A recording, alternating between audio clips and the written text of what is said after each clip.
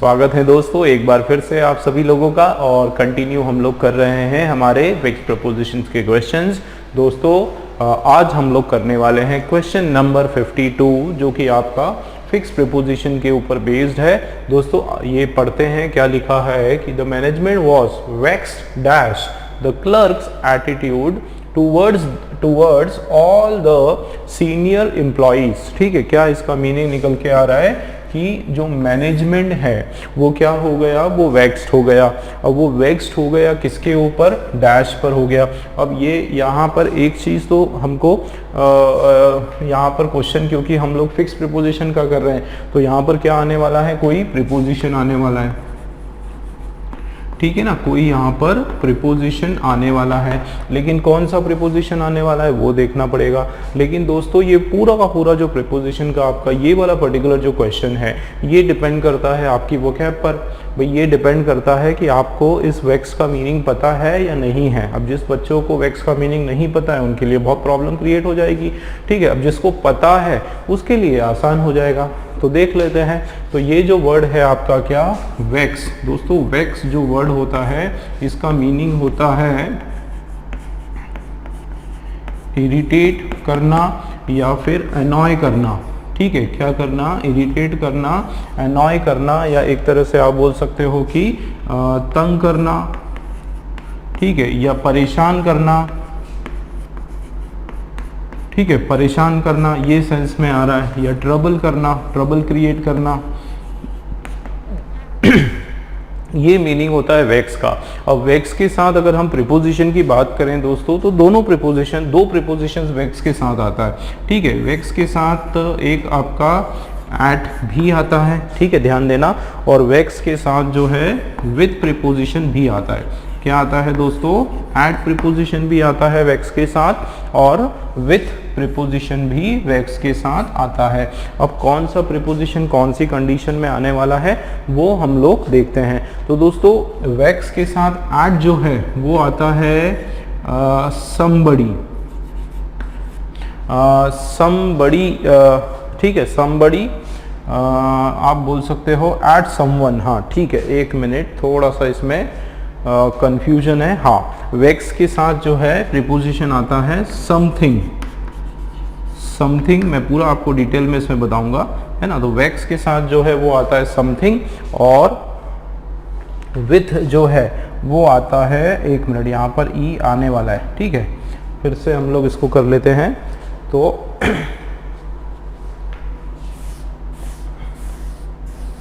चलिए एक बार फिर से इसको लिख देते हैं। तो एट ये होता है समथिंग, और विथ जो है वो आपका आता है समवन। ठीक है ना, याद रखना समथिंग और समवन। अब ये क्या है मैं थोड़ा सा इसको डिटेल में बताता हूँ। जैसे आप बोल सकते हो कि he got vexed at his poor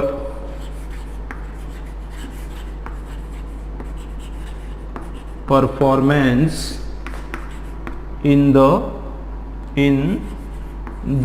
match। ठीक है, क्या इसका मीनिंग निकल के आ रहा है, देखो, he got vexed at his poor performance in the match, की जो मैच के अंदर जो उसका जो खराब परफॉर्मेंस जो रहा था उसके कारण वो क्या हो गया, वो वेक्स्ड हो गया, है ना। किस पर वेक्स्ड हो गया, एट समथिंग, है ना। एट समथिंग, किसी के ऊपर वो वेक्स्ड हो गया। मतलब यहाँ पर समथिंग में क्या है, समथिंग में आप बोल सकते हो कोई सिचुएशन। ठीक है ना, क्या कोई सिचुएशन, या फिर कोई पोजीशन। ठीक है, या फिर कोई स्टेट। ठीक है, कोई स्टेट, या फिर किसी कंडीशन में।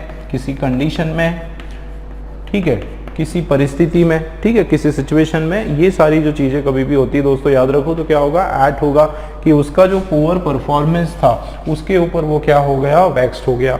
ठीक है, आप अगर हम इसकी बात करें समवन, तो समवन का मतलब होता है हम किसी पर्सन की बात कर रहे हैं। किसकी बात कर रहे हैं, हम किसी पर्सन की बात कर रहे हैं। ठीक है, जैसे एक एग्जाम्पल कि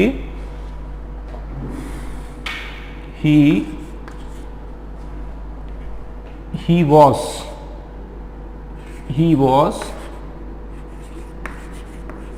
vexed with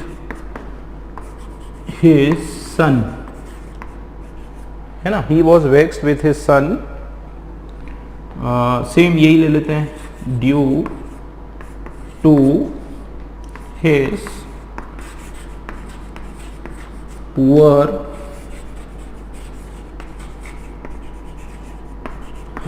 परफॉर्मेंस, ठीक है, poor performance in the exams. तो ये हो सकता है he got vexed with his son, ठीक है। अब यहाँ पर देखो with क्यों आया, क्योंकि यहाँ पर सीधा किसकी बात हो रही, किसी इंसान की बात हो रही है, someone की, किसी पर्सन की, किसी एनिमल की, किसी की भी बात हो सकती है, किसी व्यक्ति विशेष की या किसी पर्टिकुलर पर्सन की या पर्टिकुलर मटेरियल की या पर्टिकुलर एनिमल की जब हम बात करते हैं उस कंडीशन में जो है हम लोग क्या लगाते हैं, विथ लगाते हैं। एकदम याद रखना है आपको कि वेक्स के साथ विथ आता है जब हम किसी समवन की बात कर रहे हैं, किसी स्पेसिफिक पर्सन की बात जब हम कर रहे हैं तो क्या आने वाला है, विथ आने वाला है। और जब दोस्तों वेक्स के आगे ऐड कब आएगा, जब हम किसी वस्तु की बात कर रहे हैं, किसी कंडीशन की बात कर रहे हैं, किसी परिस्थिति, सिचुएशन, पोजीशन, स्टेट की अगर हम बात कर रहे हैं, हालत की हम बात कर रहे हैं, उस कंडीशन में उसके साथ क्या आने वाला है, एट प्रीपोजिशन जो है वो आने वाला है। आप देखो, अब हम लोग देखते हैं क्वेश्चन में कि ये जो मैनेजमेंट है वो क्या था, वैक्स्ड था, डैश द क्लर्क्स एटीट्यूड। अब मुझे एक चीज बताओ कि यहाँ पर किसकी बात की जा रही है, क्या उस क्लर्क की बात की जा रही है या फिर उस क्लर्क का जो एटीट्यूड है, उस क्लर्क का जो नेचर है, ठीक है, इसमें आप नेचर को भी जोड़ दो, स्वभाव, ठीक है, उस क्लर्क का जो नेचर है क्या उसकी बात की जा रही है। तो यहाँ पर हम लोग बात किसकी कर रहे हैं दोस्तों, एटीट्यूड की बात कर रहे हैं। तो एटीट्यूड की बात करेंगे तो उस कंडीशन में हमारा कौन सा प्रीपोजिशन आने वाला है, एट प्रीपोजिशन जो है आने वाला है, ठीक है ना। तो ये बहुत इंपॉर्टेंट चीज़ है दोस्तों, याद रखो। वैक्स वर्ड का मीनिंग भी याद रखो। इस तरह के और भी आपकी जो है वोकेबलरी जो वर्ड्स है वो आपको स्ट्रॉन्ग करने की ज़रूरत है, क्योंकि वोकेबलरी का प्रीपोजिशन का बहुत गहरा संबंध है। आप बोल सकते हो, बिना आप मुझे खुद ही आप बताओ, क्या आप कोई गेसिंग भी कर सकते थे कि अगर आपको वैक्स का मीनिंग नहीं पता और आप इसको कैसे पता कर सकते हो, नहीं कर सकते हो, ठीक है। तो याद रखो कि वैक्स जो है इसका पहले तो फिर से हम लोग रिपीट कर रहे हैं कि वैक्स का मीनिंग जो है वो क्या होता है, इरिटेट करना, एनॉय करना, ट्रबल करना, गुस्सा दिलाना, ठीक है, क्या करना, गुस्सा दिलाना, परेशान करना, गुस्सा दिलाना, ठीक है, क्रोधित करना, ये सारे इसके जो है मीनिंग है, ठीक है। तो रिपीट करते हैं कि वैक्स, रिपीट करो मेरे साथ, वैक्स जो है दोस्तों उसके साथ एट किस कंडीशन में आता है, जब हम किसी सिचुएशन की बात करते हैं, कंडीशन की बात करते हैं, पोजीशन की बात करते हैं, किसी स्टेट की बात करते हैं, किसी नेचर की बात करते हैं, किसी कॉज, कारण की बात करते हैं, किसी इफेक्ट, असर की बात करते हैं, ठीक है। कोई भी चीज अगर हम पर्सन के अलावा कुछ भी इस तरीके से बात कर रहे हैं तो समझ जाओ कि वहां पर क्या लगाना है, हमको एट लगाना है। और जब हम किसी व्यक्ति विशेष की बात करें, किसी पर्सन विशेष की बात करें, है ना, जैसे आप बोलोगे कि he is vaxxed with the angry dog, आप ऐसे भी बोल सकते हो, ठीक है। जरूरी समवन का मतलब है कोई इंसान ही नहीं, कोई एनिमल भी हो सकता है, क्या हो सकता है, कोई एनिमल हो सकता है, ठीक है। जैसे ये हो जाएगा, ये he is vaxxed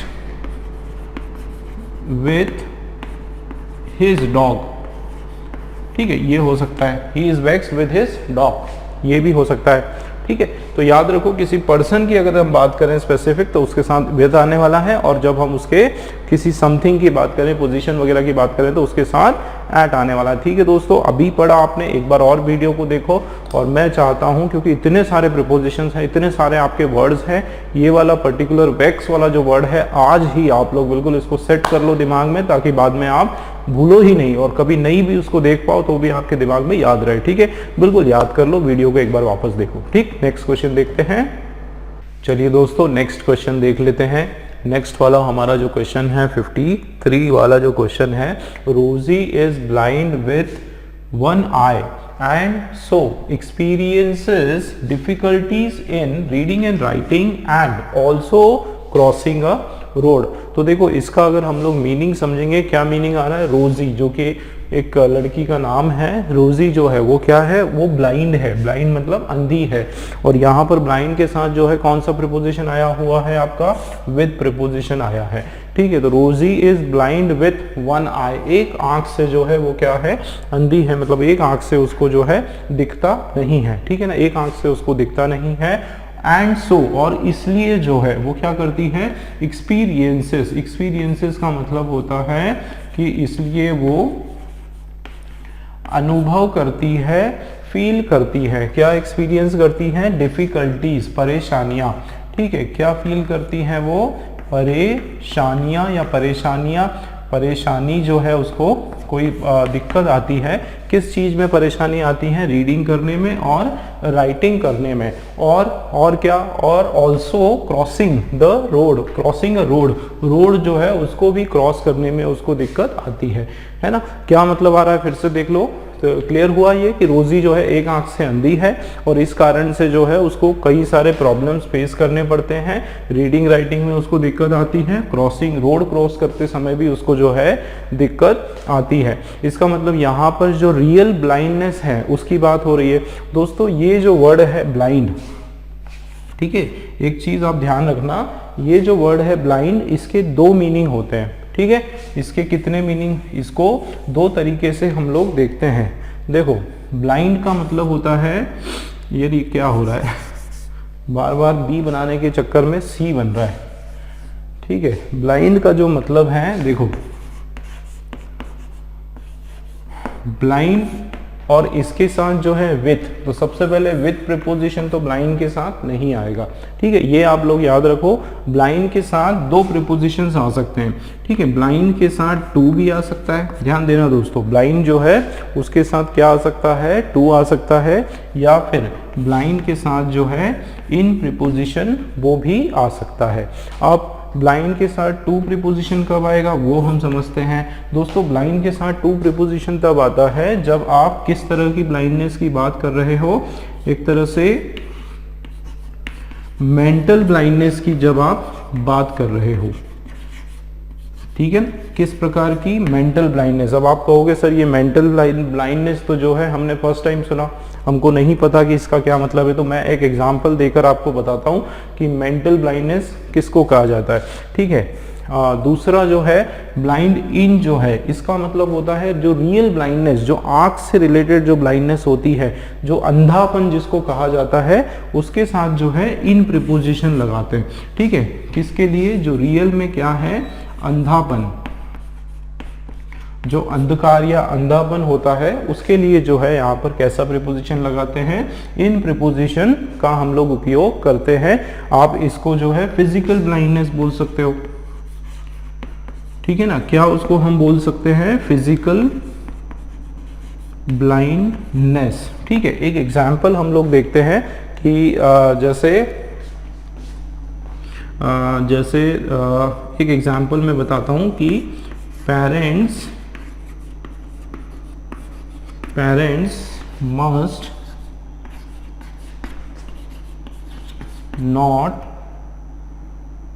must not blind to their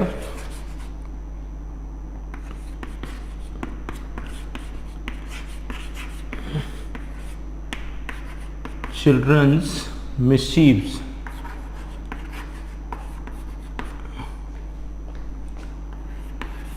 ठीक है, ये हो जाएगा। तो parents must not be blind आएगा यहाँ पर, ठीक है, parents must not be blind to their childrens mischiefs, ठीक है।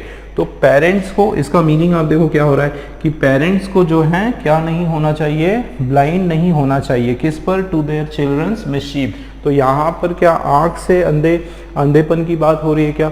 आँख से जो डिफॉल्ट है या जो आँख की जो प्रॉब्लम है या जो रियल में जो अंधापन है, यहाँ पर हम लोग जो है उस अंधेपन की डिस्कशन नहीं कर रहे हैं। इस तरह का जो ब्लाइंडनेस की जो है, जिसको हम लोग कॉमनली हिंदी में बोलते हैं कि भाई इनको जो है माँ बाप को या जो पेरेंट्स हैं उन लोगों को अपने बच्चों की जो गलतियां हैं, बच्चों की जो शरारतें हैं, उनके प्रति उनको क्या नहीं होना चाहिए, नज़रअंदाज उनको नहीं करना चाहिए या उनको छुपाने की कोशिश नहीं करना चाहिए। ठीक है, तो यहाँ पर उस तरह की ब्लाइंडनेस की बात हो रही है जो कि मेंटल ब्लाइंडनेस कहा जाता है। मतलब मेंटल ब्लाइंडनेस का मतलब होता है किसी चीज़ पर पर्दा डालना, किसी बात पर क्या करना, पर्दा डालना। ये इसका एक मीनिंग निकल के आता है। ठीक है, किसी बात पर पर्दा डालना या फिर किसी को छुपाना, किसी बात को, किसी चीज़ को अगर कोई छुपाने की बात हो रही है तो उस कंडीशन में भी जो है हम लोग दोस्तों क्या यूज़ करते हैं, ब्लाइंड शब्द यूज़ करते हैं। लेकिन उसके साथ जो प्रीपोजिशन आता है वो क्या आता है, ब्लाइंड टू आता है। ध्यान रखना दोस्तों, ठीक है, उसके साथ क्या आता है, ब्लाइंड टू प्रीपोजिशन का उपयोग हम लोग करते हैं। समझ में आ रही मेरी बात? जब हम मेंटल ब्लाइंडनेस की, जब हम किसी चीज़ को छुपाने की, पर्दा डालने की, उसको नकार देने की, ठीक है, उसको अस्वीकार करने की, है ना, ये भी एक मीनिंग है, अस्वीकार। जब किसी को अस्वीकार करने की बात की जा रही है उस कंडीशन में भी जो है आप क्या लगाओगे, ब्लाइंड टू प्रीपोजिशन आ जाएगा, है ना। जैसे you should not be blind to your mistakes, आपको जो है अपनी गलतियां जो है उस पर क्या नहीं होना चाहिए, पर्दा नहीं डालना चाहिए। तो ये भी आपका इसी प्रकार से हो जाएगा। ठीक है, या why politicians are blind to the crimes, या ब्लाइंड टू अनएम्प्लॉयमेंट, या ब्लाइंड टू एम्प्लॉयमेंट, कि जो पॉलिटिशियंस हैं वो आज के दौर में they are blind to employment, कि जो एम्प्लॉयमेंट का जो इशू है उस पर आज के जो पॉलिटिशियंस हैं वो क्या है, वो अंधे हैं। इसका मतलब वो इस चीज़ को जो है अस्वीकार कर रहे हैं, नकार रहे हैं, उसके लिए कोई भी काम नहीं कर रहे हैं। तो उस कंडीशन में हम लोग क्या लगाते हैं, ब्लाइंड टू का उपयोग करते हैं। ठीक है दोस्तों, उम्मीद है कि ब्लाइंड टू का बिल्कुल आप लोगों के दिमाग में सेट हो गया होगा। मैं इसलिए जोर दे रहा हूँ क्योंकि नेक्स्ट टाइम कभी आप नहीं सुनो तो भी आपको एक बार में याद आ जाए कि ब्लाइंड जो है उसके दो प्रीपोजिशन हम लोग यूज करते हैं। ब्लाइंड टू का मतलब होता है एक तरह से एक उपाधि देना, रियल में अंधा नहीं होना, ठीक है, केवल मेंटल इलनेस, किसी चीज को नकारना, पर्दा डालना, छुपाना, उस सेंस में आता है। और ब्लाइंड इन जो है उसका मतलब एक्चुअल में अंधा होना, आंखों की जो डिफॉल्ट है, आंखों की जो डिफेक्ट है, अंधापन या जो भी आईज में जो आपका क्या है, देखने में जो डिफेक्ट है, उस रियल अंधेपन की जब हम बात करते हैं तो उस कंडीशन में हम लोग क्या लगाते हैं, इन प्रीपोजिशन लगाते हैं। जैसे ये एग्जांपल आप देखो, इसी को, रोजी is blind with one eyes नहीं होगा क्योंकि यहाँ पे उसके एक्चुअल ब्लाइंडनेस की बात हो रही, उसके असल में अंधे होने की यहाँ पर बात की जा रही है। तो यहाँ पर जो है आपका क्या प्रीपोजिशन आ जाएगा, इन प्रीपोजिशन। ठीक है, कि रोजी is blind in one I and so experiences, इसलिए उसको जो है डिफिकल्टी होती है किस चीज में, रीडिंग और राइटिंग में, और उसके साथ साथ जो है उसको रोड क्रॉस करने में भी परेशानी होती है। ठीक है दोस्तों, क्लियर है। ब्लाइंड के साथ टू आता है जब हम उसको नकारना, ढाकना, पर्दा डालना, इस तरीके की बात करते हैं। ब्लाइंड के साथ इन आता है, इन, जब हम रियल ब्लाइंडनेस की बात करते हैं। ठीक है, क्लियर है। चलिए नेक्स्ट क्वेश्चन देखते हैं। चलिए दोस्तों, नेक्स्ट क्वेश्चंस आपके सामने हैं। दो क्वेश्चंस हमारे पास है सामने बोर्ड पर, क्वेश्चन नंबर 54 और क्वेश्चन नंबर 55। चलिए देख लेते हैं। Successful people are accustomed with hard work and generally do not get tired easily. क्या इसका मीनिंग है कि जो सक्सेसफुल पीपल है, जो सफल लोग हैं, ठीक है, आर अकस्टम्ड विथ, वो क्या है, अकस्टम्ड विथ है, वो क्या है, आदी है ना। अकस्टम का मतलब होता है आदी होना। ठीक है, आदी होना उस चीज का जो है वो एक तरह से हैबिचुएटेड होते हैं, आदी हैं वो, है ना। अकस्टम्ड विथ हार्ड वर्क, जो कड़ी मेहनत है उसके वो आदी होते हैं। और उसके साथ साथ जनरली वो क्या नहीं करते, do not gate, not do के साथ देखो, डू नॉट के साथ वर्ब का फर्स्ट फॉर्म, तो वो क्या नहीं होते हैं, वो डू नॉट गेट टायर्ड, वो इजीली जो है थकते नहीं हैं, आसानी से क्या नहीं होते हैं, थकते नहीं हैं। ठीक है, मीनिंग समझ में आ गया।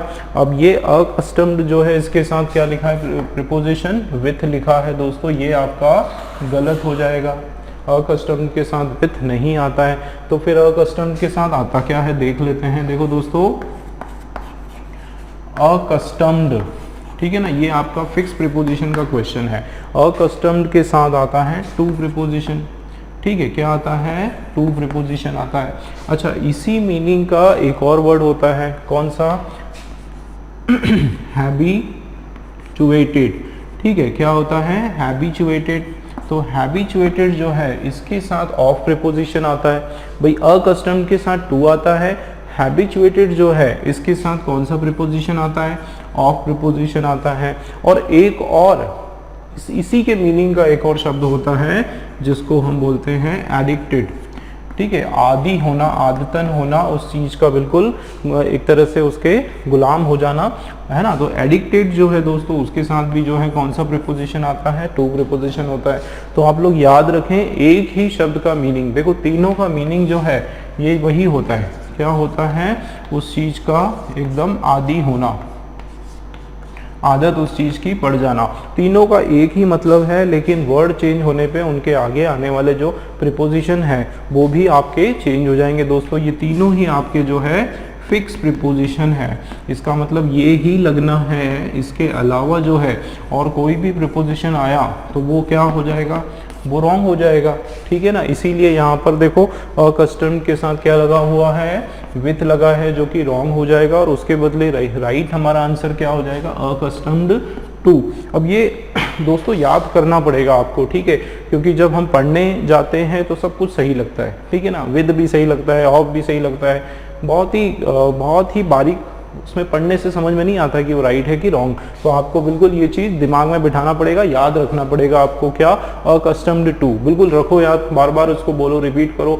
Successful people are accustomed to hard work, accustomed to hard work and generally do not get tired easily. ठीक है, अकस्टम्ड टू हार्ड वर्क, ये आपको याद रखना है, अकस्टम्ड टू।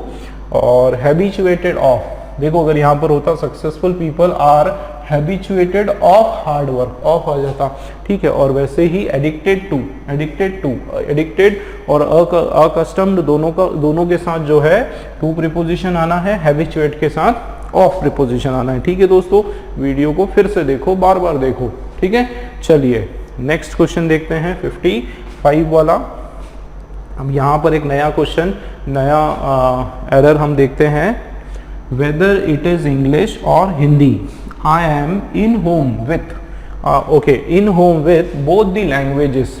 तो इसका मीनिंग क्या आ रहा है निकल कर, कि चाहे, है ना, वेदर मतलब ये चाहे, है ना, चाहे, वेदर मतलब ये हो या दूसरा हो, एक तरह से ऑप्शन देखते हैं ना, चाहे ये क्या है, इट इज इंग्लिश और हिंदी, मतलब इस तरह से बताया जा रहा है कि चाहे इंग्लिश हो या फिर हिंदी हो, मैं जो हूँ, मैं कौन हूँ, I am in home with, ठीक है, in home with both the languages, दोनों ही लैंग्वेज जो है उससे वो मेरे लिए क्या है, इन होम विथ जो है वो मेरे लिए क्या मीनिंग यहाँ पर निकल के आ रहा है, वो दोनों ही मेरे लिए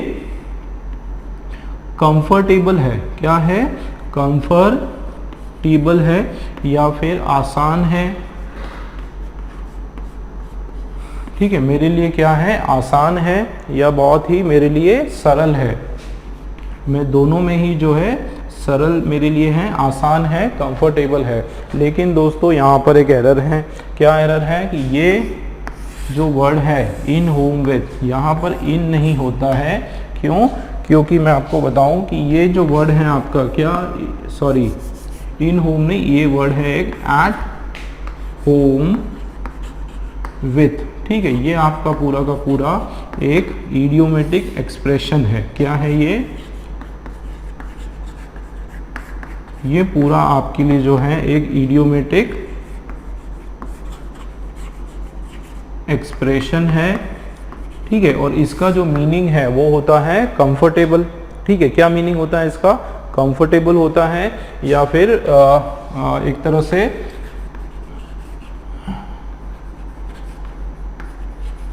आसान होता है, ठीक है, जो मैंने अभी लिखा कंफर्टेबल या फिर आसान, ये इसका मीनिंग निकल कर आता है। तो इसके अलावा और कुछ नहीं होता है ना, एट होम होता है, इन होम नहीं होता है, ठीक है, ये आपको बिल्कुल याद रखना पड़ेगा। एट होम होता है, इन होम जो है वो नहीं होता है, ठीक है दोस्तों। इसके अलावा जो है कुछ और ऐसे वर्ड है, जैसे एक वर्ड है एट पार। एट पार जो है इसका मतलब होता है एज सिमिलर एज या फिर एज इक्वल एज, ठीक है, या एक तरह से एट पार मतलब के समान। हिंदी में अगर हम बात करें तो क्या मीनिंग होता है, के समान, ठीक है। एक और वर्ड होता है एट पीस, ठीक है, क्या होता है एट पीस, और इसका क्या मीनिंग है,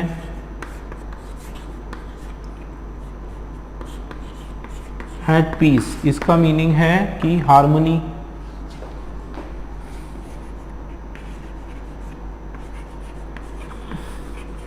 हार्मनी या फिर शांति आप बोल सकते हो, ठीक है, कि अभी जो है I am at peace now, है ना, इस तरीके से कि आई एम एट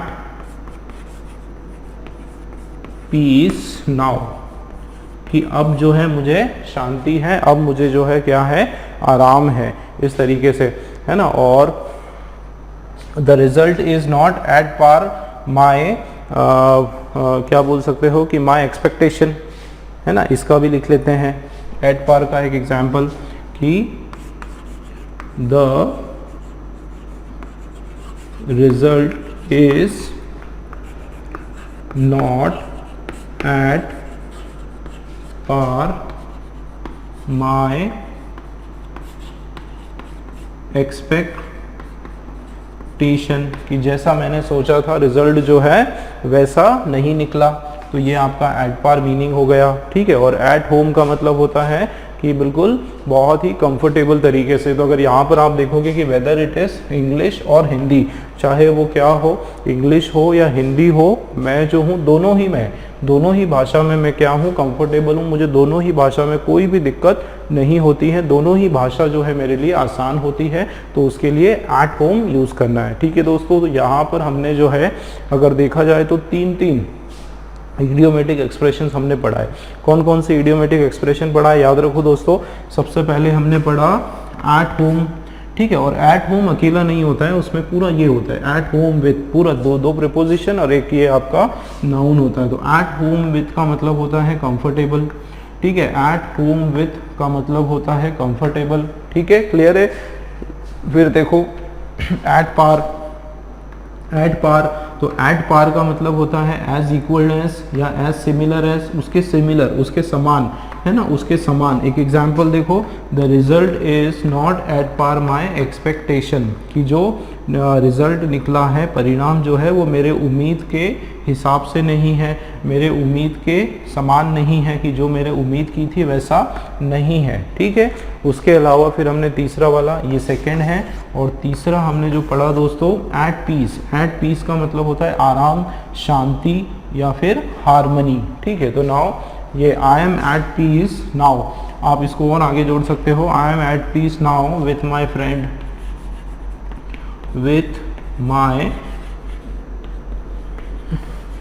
या विथ माई एनिमी, है ना, एनिमी भी लगा सकते हो आप, कि मैं अपना जो दुश्मन है उससे हम लोग अब क्या हो गए, मैं पीस पर हूँ। इसका मतलब हमारे दोनों के अंदर, दुश्मन में और मेरे अंदर जो है अब क्या हो चुका है, समझौता हो चुका है। तो एट पीस का जो मीनिंग है, ठीक है ना, समझौता, इससे भी मीनिंग इसका निकल कर आता है, ठीक है दोस्तों। 3 इडियोमेटिक एक्सप्रेशन हमने पढ़ा, और यहाँ पर क्या पढ़ा, फिक्स प्रीपोजिशन पढ़ा, अकस्टम टू, हैबिचुएटेड ऑफ और एडिक्टेड टू, बिल्कुल याद रखना है। वीडियो को आप लोग बार देखें, बिल्कुल डिटेल में देखें, ठीक है। नेक्स्ट क्वेश्चन देखते हैं हम लोग प्रीपोजिशन का। चलिए दोस्तों नेक्स्ट क्वेश्चन देख लेते हैं। नेक्स्ट वाला 56 वाला क्वेश्चन जो आपके सामने है, our business firms were fully aware with the problem they were going, 2 बार हो गया, चलिए इसको कट कर देते हैं, they were going to face by the threshold of the year 2020। ठीक है, तो किसके बारे में बात हो रही है? और बिजनेस, हमारा जो बिजनेस फॉर्म्स है, हमारी जो बिजनेस कंपनियां हैं, जो ऑर्गेनाइजेशंस फॉर्म्स है, वो क्या है? वर फुल्ली अवेयर विथ। अब एक चीज आप इसमें देखो कि यहाँ पर देखो बिजनेस फॉर्म्स, तो फॉर्म्स हमारा जो है क्या है दोस्तों? प्लूरल नाउन है। ठीक है ना। अब आपका अगर फॉर्म प्लूरल नाउन है तो उसके साथ जो वर्ब आने वाला है वो भी कैसा होगा? प्लूरल वर्ब होगा, जो कि बिल्कुल राइट है। तो ये हमने कंसेप्ट देख लिया। आगे देखते हैं वर्ब फुल्ली अवेयर। फुल्ली जो है हमारा क्या है? एडवर्ब है। ठीक है, और अवेयर, अवेयर के साथ प्रीपोजिशन लगा है, कौन सा? विद प्रीपोजिशन, जो कि यहाँ पर रॉन्ग लग रहा है। अवेयर विथ, मैं बताता हूँ क्या आने वाला है, पहले मीनिंग देखते हैं। तो fully aware with the problem, है ना, किस चीज के लिए वो अवगत है। अवेयर का मतलब होता है अवगत होना। ठीक है, संज्ञान होना एक तरह से इसका अवेयर। देखो दोस्तों, अवेयर ऑफ होता है।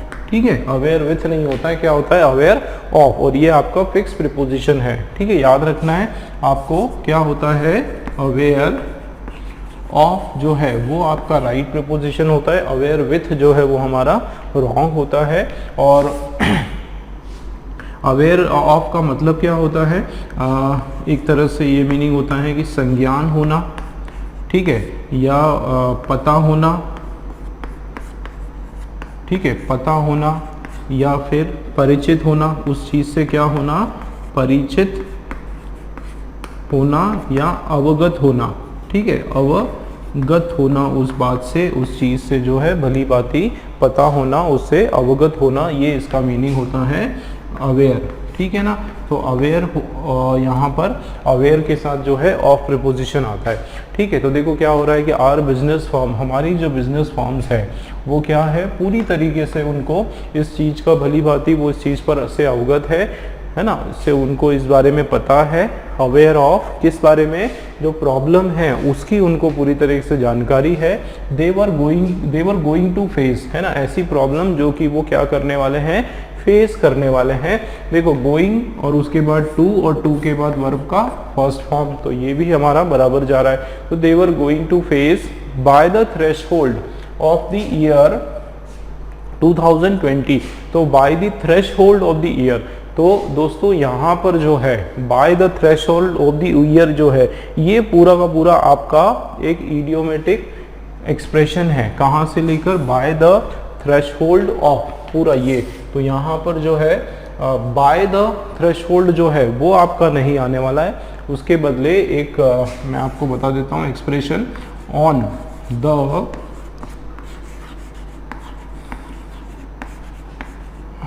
The threshold of.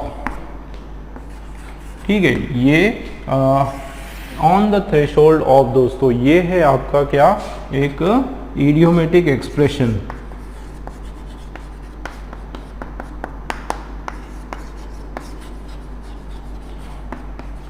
ठीक है ना, ये आपका क्या है? एक इडियोमेटिक एक्सप्रेशन है। और इसका मतलब है कि बिल्कुल दहलीज पर खड़े होकर,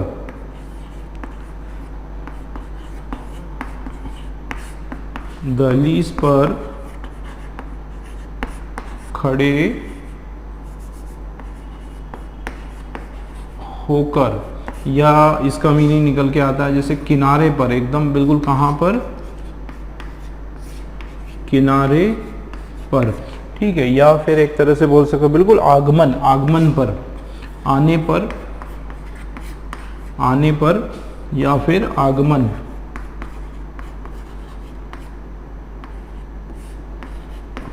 आगमन पर, किसी चीज के जो है शुरुआत में, है ना, ये भी इसका मीनिंग हो जाएगा क्या? शुरुआत में।